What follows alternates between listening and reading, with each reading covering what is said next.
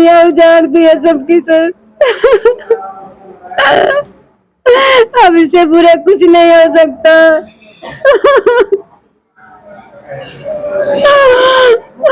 गोली मारकर चले गए हैं, ये सोए हुए थे और मारकर चले गए।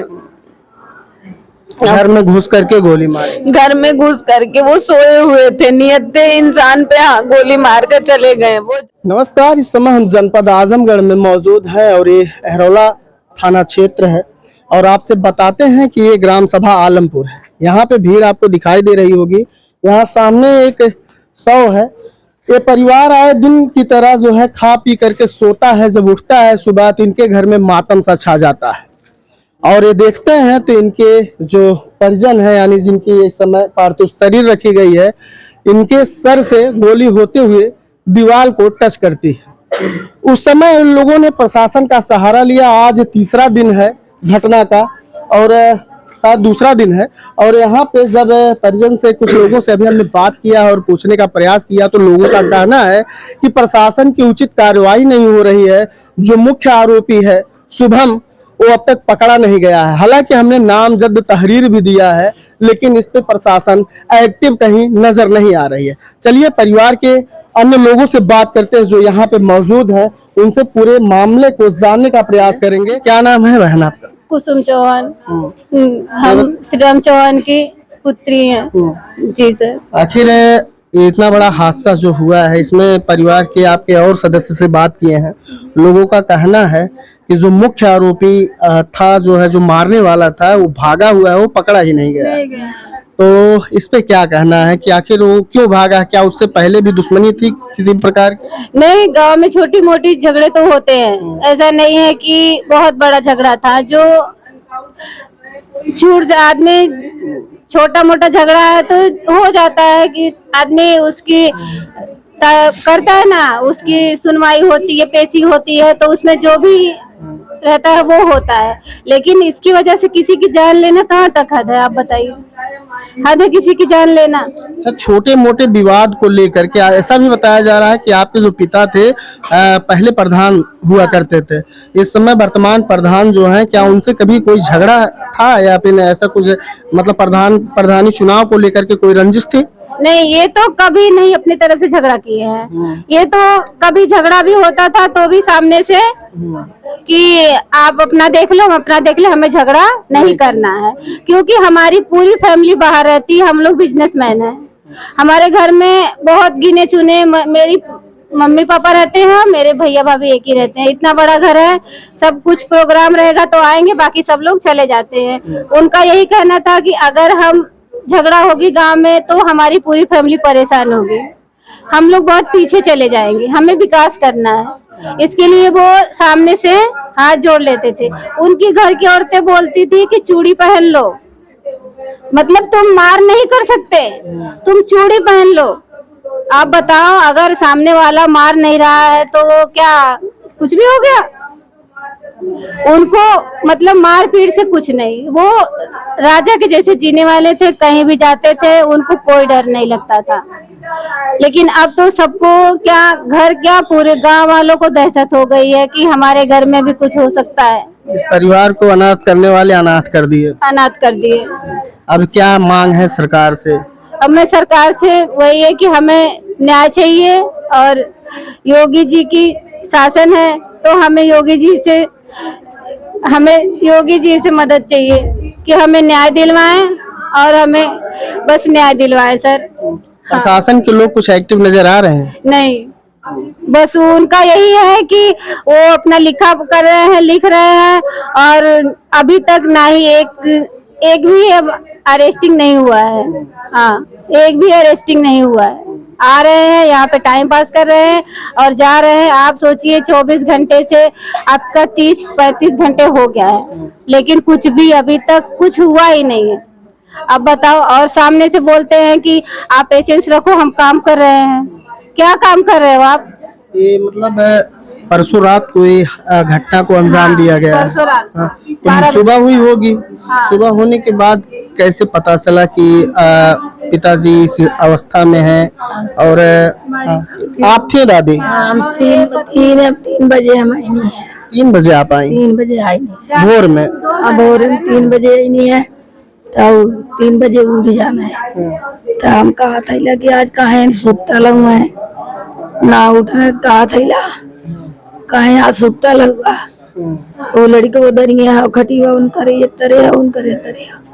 तो कहा था कि करे भैया काहे बड़का दादा तो सुता लगू है। तो कहा था साहब कि यंगमा कैसन खून लगल है काहे यंगमा में नहीं।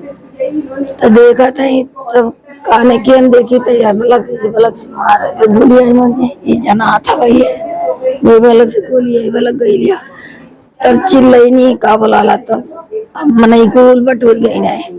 और भी आपके साथ में कोई था कि आप अकेले थी? नहीं वो लड़का संगा सोवत आल, हम अकेला ही रही नहीं। वो घर से हमारे घर हो वैसे हम ही नहीं। तब आप जब शोर मचाई तो गांव के लोग इकट्ठा हुए? हाँ बटोर गए ने पूरा छो पिलाना है। तब कहा था कि ये तो मार गया गोली मार ले रहा, 2 गोली लगल ला लिए। 2 गोली मारी गई? 2 गोली इसी में से मारा, इसी बगले 2 गोली गिरा लिए, मिलल दोनों गोलियां। हाँ गोलियां मिलल गोलियां। तो साहब कहा कह जाए अब क्यों थाना है इन्हें थाना हमारे आलमपुर की हैरावला का खैले हुए सुनाई वाला ना हुए। वो कहा है वो कि हम इतना बोरा भर रुपया भरा और मारा वो निकला था जैसे गुंडागिरी करा चाहता सेवका का सुरेंद्रवा बेटवा काल हम गुंडे से मारा बाबा इनका हालात 2 मन 3 मन नहीं मारा। आज वो सिपाही का तो हुआ पे मोबाइल ही पाए। अच्छा, आज भी कहा था रील बना रहा है। क्या बोल रहे हैं? वो रील बना के डाल रहा है कि हम वांटेड हैं। हाँ वो मतलब इस टाइम एक्टिव है, वो रील बना के इंस्टाग्राम पे पोस्ट कर रहा है। हाँ रील बना करके दिखाना चाह रहा है हम वांटेड है। हाँ कि हम वांटेड हैं, एक ही हैं तो क्या मतलब जाएंगे लेकिन हम मतलब मार के जाएंगे। हाँ उसका यही है कि अभी भी मारेंगे, अभी हम 3 लोग को मारेंगे। मेरे ये लोग 4 भाई हैं ना, मेरे बड़े पापा 4 भाई हैं, तो 1 लोग को तो ले लिया है, अभी वो 3 लोग को बोलता है। हाँ अच्छा, उसका मतलब यही प्रवृत्ति है, लगता है कि गुंडा। हाँ वो अपने आप को वांटेड बताता है कि मैं वांटेड हूँ। हाँ कि मैं यही करूँगा और कुछ नहीं। पिताजी काफी अच्छे स्वभाव के आपके रहे होंगे? बहुत अच्छे, बहुत अच्छे। आप किसी से भी पूछ लीजिए, आप यही नहीं बाहर निकल के पूछ लीजिए। सबसे ज्यादा बेटियों को ही दर्द होता है पिता। ये ऐसे इंसान थे ना कि आप रामायण में अगर राम और भरत की कहानी लगा दो ना तो औरतों के जैसा रोना स्टार्ट कर देंगे आवाज करके। भाइयों को विदा करते तो रोते थे, हम लोग को विदा करते तो भी रोते थे। मतलब उनका जो अंदर का दिल था ना वो बहुत कोमल था। उसमें ये नहीं था कि हम किसी को मारेंगे, किसी को कुछ करेंगे। मैं वही सोचती हूँ कि उनकी जब मारे होंगे तो कितना तकलीफ हुआ होगा।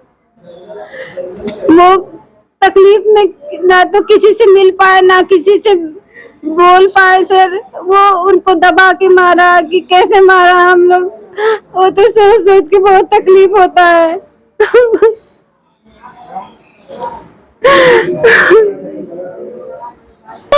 दुनिया उजाड़ दिया सबकी सर। अब इससे बुरा कुछ नहीं हो सकता।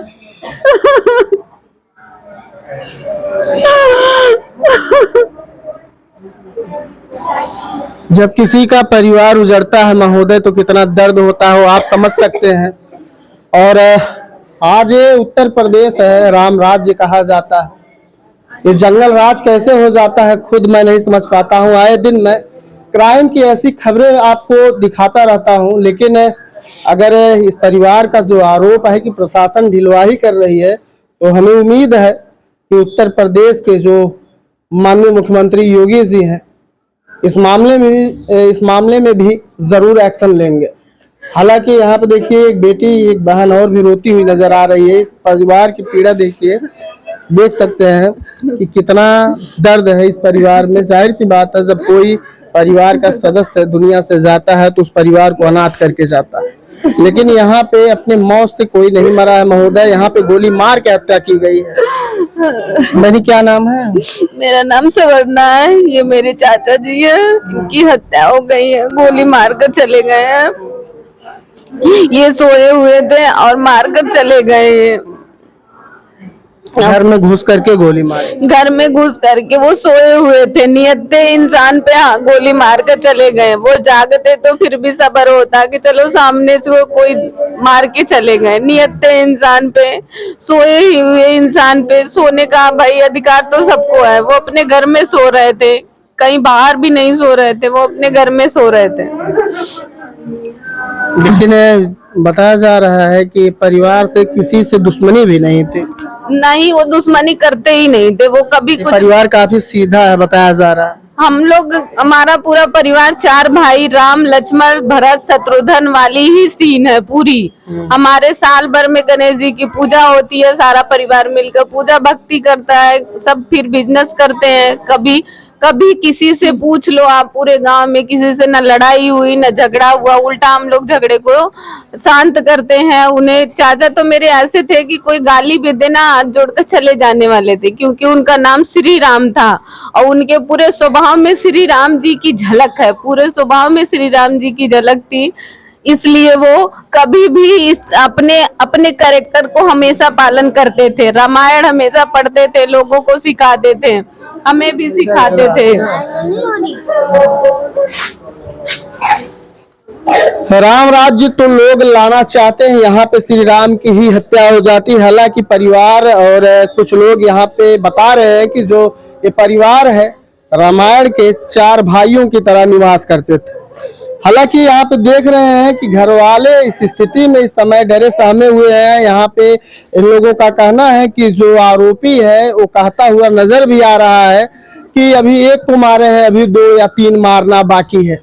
देखने वाली बात तो यह होगी कि इस पे उत्तर प्रदेश की जो हमारी पुलिस है यानी आजमगढ़ के जो प्रशासन की टीम है इस पे किस तरह से कार्रवाई करती है और इस परिवार को न्याय दिलवाती है। और भी ऐसे घटना हुए हैं जहाँ पे आजमगढ़ की पुलिस एक्टिव हुई है और आरोपियों को पकड़ करके उनको जेल भेजने का काम किया। देखिए, शायद हमें उम्मीद है प्रशासन से और एसपी साहब आजमगढ़ से कि यहाँ पे भी एक्टिव होंगे और इस परिवार को न्याय जरूर दिलाएंगे। धन्यवाद।